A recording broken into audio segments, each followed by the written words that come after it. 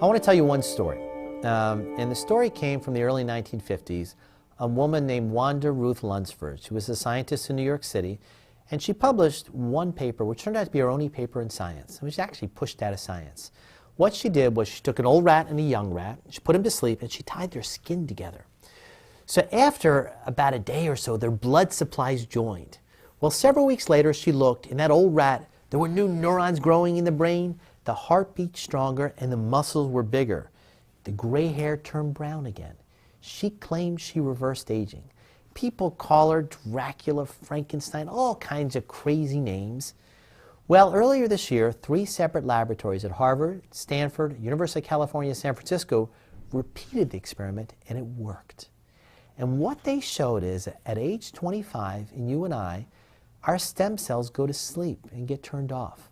And proteins from young mice, in this case, or young humans, can turn them back on again.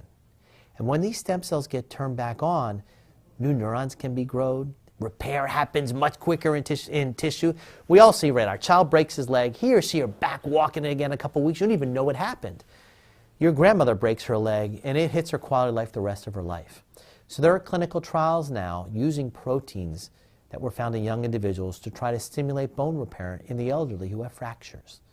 And so just like a diabetic requires a shot of insulin so that they can manage their sugar, going forward, if you break your leg in the elderly, we may just give you a shot of these proteins to turn back on your stem cells so you can repair quicker. We're trying it in cancer because cancer in kids is about 90% curable.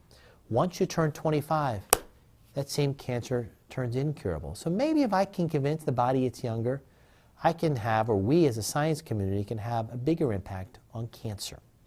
So I leave you with that bit of hope that aging is something that may be able to be reversed. And not so we can live till 150, but so that we can all live until our 9th or 10th decade without there being a decrease in quality in those last decades. Because that'd be the goal, quality years till the end.